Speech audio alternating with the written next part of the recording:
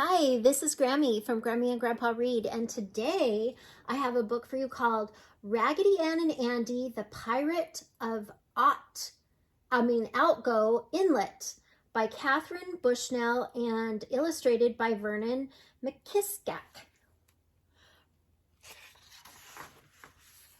Late one night aboard the pirate ship Harmless Fly, Captain Sniggle was reading the pirate crew a bedtime story. It was called Famous Pirates I Have Known by Dirty Davy. Sniggle looked up sadly. I wish we could be big bad pirates like they were, he said. I wish someone would call me a fearsome Sniggle or Sniggle the Terrible. Sylvester Pangborn Sniggle is not piratey enough. Captain Sniggle went on reading. Dirty Dave says, all the old salts of my pirate days were rough and tough, real sea dogs. Sniggle stopped reading. A sea dog, that is, he cried. A sea dog, but Captain, said the first mate, Dirty Dave means quiet, shouted Sniggle. Listen, men, I need a dog. We need the very best dog in the whole world, and I know where to find him. Let's go. He stumped out the door. The first mate followed him, muttering, not a real dog. Sea dog means a real tough, clever sailor. But the captain was too far ahead to hear him. The next day, Marcella decided to have a tea party. She carried her afternoon snacks and a cup of milk out to the garden table. She put Raggedy Ann and Raggedy Andy together in the chair beside her and poured pretend tea for them. I know that dogs don't like tea, she said to Raggedy Arthur, so go and run in the grass. I will give you a biscuit later. Marcella did not see Captain Sniggle and his pirate crew, but Sniggle saw Raggedy Arthur. He clapped his hands with glee. There is the only dog for us, he whispered. Now we must make Marcella go away. He picked up the small rock and threw it right into the middle of Marcella's cup. Milk splashed all over everything. My goodness, said Marcella. How strange. I must go clean up off my shirt. You stay here, Raggedy Ann and Andy. As soon as Marcella had gone, the pirates jumped on Raggedy Arthur and stuffed him into a big bag. Oh dear, Raggedy Ann cried. You leave our dog alone. He's our dog now, Missy, shouted Sniggle. He's off to the high seas. The pirates disappeared into the woods. Oh, Andy, we must go after him. Poor Arthur, said Raggedy Ann. She put a handful of cookies into her pocket for later. I think Marcella will be gone for a while. Let's hurry. Raggedy Ann slid down the leg of the chair. Raggedy Andy followed close behind. I'm an expert on footprints, said Andy. I'll lead the way. They ran for a long time. Suddenly they came over the top of the hill. The sea rolled on the beach in front of them. Look, said Raggedy Ann sadly, that must be the pirate ship. It's very far away. We will never catch them now. Rats, said Raggedy Andy. A footprint expert is no good on water. We must think of something else. Here's a cookie to help you think, said Raggedy Ann. Just then a voice behind her said, Is that vanilla cookies I smell? I love vanilla cookies. Oh, it's a pelican, cried Raggedy Ann. That's right, said the bird. Spike Pelican at your service. You seem to have a little problem here. By the way, can you spare a cookie? Of course, said Raggedy Ann. The cookie disappeared into the giant bill. Thank you, said Pike. So the pirates have taken your friend? I can take you to their hideout on Outgo Inlet. But you must promise to be very careful. They aren't really mean pirates yet. So far, they haven't hurt anyone, but they are trying to learn proper pirating. You can never tell when that might get it right. Let's hurry. Raggedy Ann and Andy climbed into the pouch of his beak. Yuck, said Raggedy Andy. This place is covered in cookie crumbs. Be grateful, Andrew, said Anne. Most pelicans eat fish. Is e off in ku e o a e f e u, mumbled Spike. What? Said Andy. He said, it's going to be difficult to see where I am going with my mouth open. That's what, said Raggedy Ann. Spike Pelican flapped his wings. They soared into the sky. On the pirate ship, Captain Sniggle ordered, "Bring me that dog." The crew dumped Raggedy Arthur out onto the deck. He ran over to Sniggle and fastened his teeth firmly on the pirate's captain's wooden leg. "Just a moment here, dog," said Sniggle. "You don't understand. We want you to be our sea dog.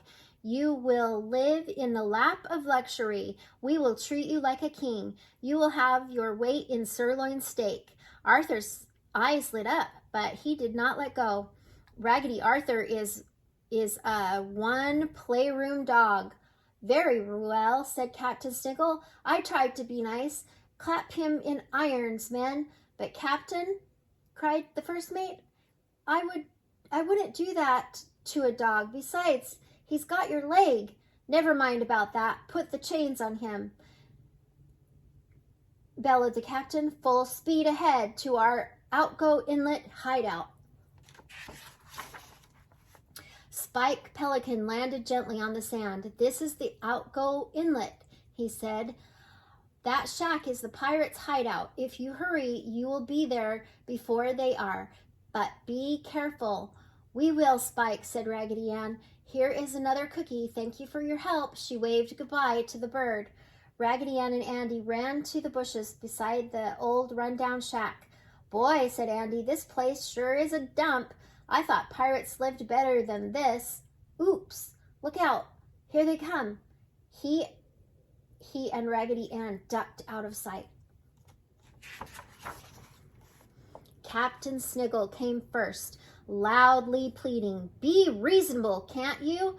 At first, Raggedy Ann and Andy thought he was talking to his foot, but then he saw their own Raggedy Arthur. His teeth were still firmly fastened to the captain's peg leg. "Oh, that horrible man," said Raggedy Ann. "Do you think if we asked nicely he would let Arthur go?" "Not a chance," said Andy. "He didn't ask nicely when he took our dog." Inside the hideout, Sniggle stood very still. "Did you hear anything?" he whispered. "Harry, you and Pee-wee go and check." Raggedy Ann set his cap. "We'll just have to make him give Raggedy Arthur back." He stood up bravely and picked up a very large stick, and he walked around the corner. "Hello," said Harry. "Hello," said Pee-wee. "Why don't you come in?" said Harry. "And bring your sister," said Pee-wee. Andy looked at Raggedy Ann. They were captured. Harry pushed Raggedy Ann and Raggedy Andy through the door. "Well, well," Sniggle said, "I see that you have come to rescue your dog. You are too late. Dirty Dave says that we need a sea dog. Arthur is our sea dog now, even if he doesn't want to be." "But Captain," said the first mate. "Quiet, Perkins," Sniggle roared. "You men bring out that vat." Two pirates rolled out a big wooden tub that they were using to take baths on Saturday nights. Now it was filled to the rim with hot seawater. The pirates' hands were crusty white with dried salt. "Pitch the pup into the drink," cried Sniggle. "When he dries, he will be really salty sea dog." "Raggedy Arthur doesn't like baths at all, not even at Marcella's sink at home," said Raggedy Ann. "He would just hate a salty bath. Besides, he has that big chain on him. He will sink to the bottom and get waterlogged. Then you will have a soggy dog." Captain Sniggle thought for a moment. "You have a point, Raggedy Ann," he said. "Take off his chain, but don't let him escape. The second mate took off the chain. Arthur looked at his first mate, Perkins. He remembered how Perkins had tried to stop Sniggle from chaining him. He wanted to say thank you, so Arthur let go of the captain's leg and licked the first mate's face all over.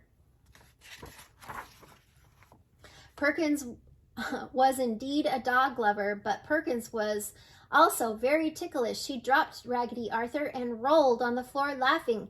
"You idiot!" shouted Captain. "Catch that dog, men!" All the pirates ran around the room after Raggedy Arthur. Raggedy Ann and Raggedy Andy were left unguarded.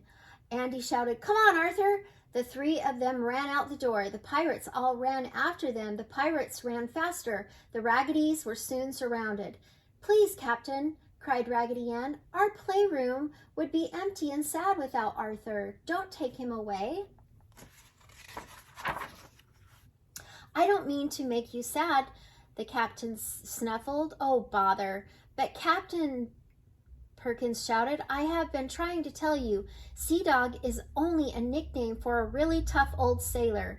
It isn't a real dog at all." "Oh," said Sniggle. "Oh," Sniggle said again, "I made a terrible mistake. We're not really right for pirating, I guess, but we do love sailing and wearing these shiny medals." "Well then," said Raggedy Ann, "why don't you join the Navy? Then you can sail and it would be a better job than pirating." "Admirable idea," cried Sniggle. "Then I don't have to wear this awful peg leg anymore." And he unstrapped the leg. His own leg came down from his behind. He rubbed his knee. "We will join the Navy today," he said, "but first we will take you back to Marcella's garden." The Raggedies got back just in time. Marcella was coming out of the house. "Did you have a good time playing in the grass?" she asked Arthur. Suddenly she saw an odd-shaped piece of wood near him. "That's funny," she said. "That wasn't here before. It seems to have teeth marks in it. I wonder where it came from." But Arthur just sat there smiling, and when Marcella picked him up, he winked at Raggedy Ann and Raggedy Andy. Oh, Raggedy Arthur made it out. I hope you like this book. Please subscribe to our channel and like the video.